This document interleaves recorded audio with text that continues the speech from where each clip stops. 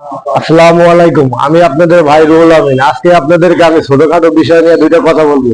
আজকাল রোজার মাস, নেয়ামতের মাস। আমরা সবাই রোজা রাখি, আমরা সকলে পাঁচ ওয়াক্ত নামাজ পড়ি, কিন্তু আমাদের বিষয় হলো একটাই, আমাদের আসলে মায়েরা, বোনেরা, ভাইয়েরা কিছু লোক আছি, আমরা আমাদের বোনদেরকে, আমাদের মাদেরকে, আমাদের স্ত্রীদেরকে বাজারে পাঠাই বাজার করার জন্য। আসলে এই বিষয়গুলো কিন্তু আমি মনে করি ভালো না। একটা বোকা কিনতে পাওয়া যায় 2 থেকে 300 টাকার ভিতরে।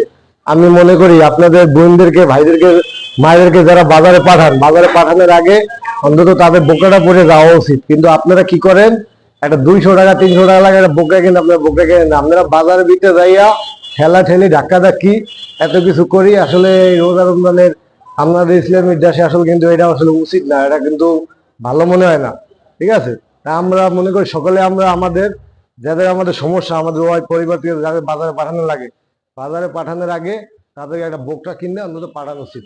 সবাই আপনাদের ভালো থাকবেন। আসসালামু আলাইকুম।